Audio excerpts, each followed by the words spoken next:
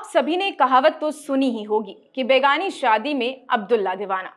कुछ ऐसा सा ही हाल देखने को मिल रहा है कांग्रेस पार्टी का। जी हां, कुछ दिन पहले ही दिल्ली विधानसभा चुनाव का रिजल्ट आया, जिसमें पूर्ण बहुमत के साथ बीजेपी ने अपना परचम लहरा दिया है। लेकिन कांग्रेस का खाता तक नहीं खुल पाया है। जी हां, एक सिंगल सीट भी कांग्रेस के पाले में नहीं आई है। लेकिन फिर भी कांग्रेस कार्यालय से कुछ ऐसी तस्वीरें सामने आ रही थी जिनसे साफ तौर पर लग रहा था कि कांग्रेस काफी खुश है। तो ये मुद्दा ये है कि जब एक भी सीट कांग्रेस जीत नहीं पाई है तो आखिरकार कांग्रेस इतनी खुश क्यों है। तो उसका जवाब काफी बड़ा है और वो बहुत महत्वपूर्ण भी है। आज हम आपको ये बताने जा रहे हैं। दिल्ली की सत्ता की तस्वीर अब पूरी तरह साफ हो चुकी है। बीजेपी प्रचंड बहुमत के साथ दिल्ली की सत्ता में वापसी करने में कामयाब रही, तो वहीं आम आदमी पार्टी का सफाया हो गया है। कांग्रेस एक बार फिर से दिल्ली की सियासत में अपना खाता नहीं खोल सकी है। इस तरह कांग्रेस की चौथी बार दिल्ली में करारी मात खानी पड़ी है। इसके बाद भी कांग्रेस आखिर क्यों खुश है और केजरीवाल की हार में उनके लिए क्यों गुड न्यूज मानी जा रही है। दिल्ली में 15 साल तक सत्ता पर काबिज रहने वाली कांग्रेस तीसरी बार एक भी सीट नहीं जीत सकी है। कांग्रेस के ज्यादातर उम्मीदवार अपनी जमानत तक नहीं बचा सके हैं। दिल्ली में हार के बाद भी कांग्रेस बाजीगर बनकर उभर रही थी। इस बात को अलका लांबा से लेकर संदीप दीक्षित खुले तौर पर इजहार कर रहे हैं। सवाल ये उठता है कि दिल्ली में आम आदमी पार्टी की हार से कांग्रेस इतनी ज्यादा खुश क्यों दिख रही है। कांग्रेस के चलते आम आदमी पार्टी के दिग्गज नेताओं को चुनावी शिकस्त खानी पड़ी है। अरविंद केजरीवाल और मनीष सिसोदिया को अपनी सीट पर जितने वोटों से हार मिली है, उससे ज्यादा वोट कांग्रेस के उम्मीदवार पाने में सफल रहे हैं। ये सिर्फ 2 सीट पर ही नहीं हुआ है, बल्कि 1 दर्जन से भी ज्यादा सीटों पर आपकी हार की वजह कांग्रेस ही बनी है। कांग्रेस और आम आदमी पार्टी मिलकर लड़ती तो दिल्ली की आदमी पार्टी और बीजेपी के बीच सिर्फ 2% वोटों का ही अंतर है, जबकि कांग्रेस का वोट 6% से भी कई ज्यादा है। दिल्ली में आम आदमी पार्टी की हार में कांग्रेस अपनी जीत देख रही है। दिल्ली के कांग्रेस के वोट प्रतिशत बढ़ोतरी हुई है। 2020 में कांग्रेस को 4.5% वोट मिले थे, लेकिन 2025 में उसे 6.38% वोट ही मिले हैं। दिल्ली में कांग्रेस का वोट 2% बढ़ा है। इसी को 2% के अंदर से आम आदमी पार्टी कई सीटें गंवा चुकी है। दिल्ली में कांग्रेस को सत्ता से बेदखल कर आम आदमी पार्टी ने 2013 में अपनी जड़ें जमाई थी और 11 साल तक राज भी किया था। कांग्रेस की जमीन पर आम आदमी पार्टी सिर्फ दिल्ली ही नहीं बल्कि पंजाब और गुजरात में भी खड़ी हुई।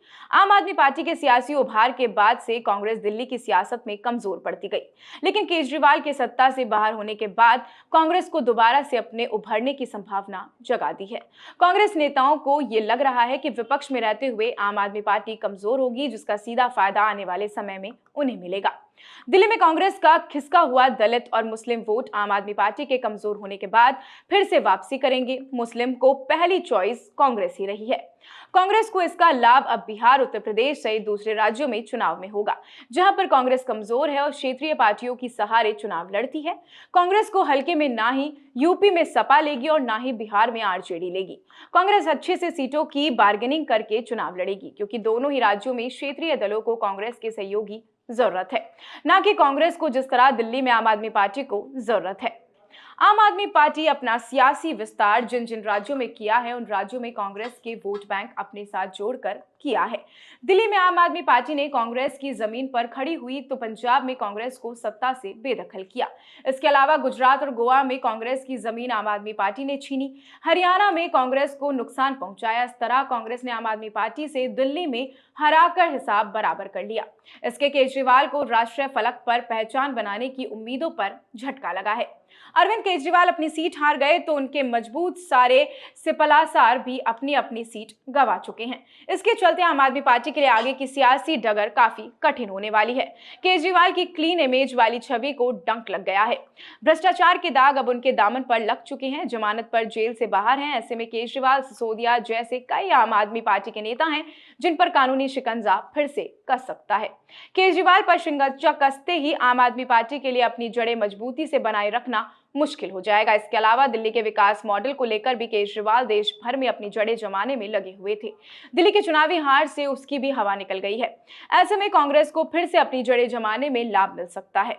तो ये कुछ ऐसे बारीक फैक्टर रहे हैं जिसकी वजह से कांग्रेस काफी खुश नजर आ रही है। दिल्ली विधानसभा चुनाव में जिस तरीके से आम आदमी पार्टी ने कांग्रेस को अपना समर्थन नहीं दिया या फिर कांग्रेस का साथ नहीं मांगा, उसी वजह से आम आदमी पार्टी को शिकस्त मिली है और इस वजह से इतनी लंबी हार और इतनी बड़ी हार से आम आदमी पार्टी अब उभरने में कामयाब रहेगी या फिर नहीं, ये देखने वाली बात होगी। लेकिन ये साफ तौर पर जाहिर हो चुका है कि कांग्रेस अब काफी मजबूती से आने वाले विधानसभा चुनाव में देखती हुई नजर आएगी। ऐसी और भी तमाम अपडेट्स और जानकारियों के लिए आप बने रहिए हमारे चैनल भारत रफ्तार पर। नमस्कार।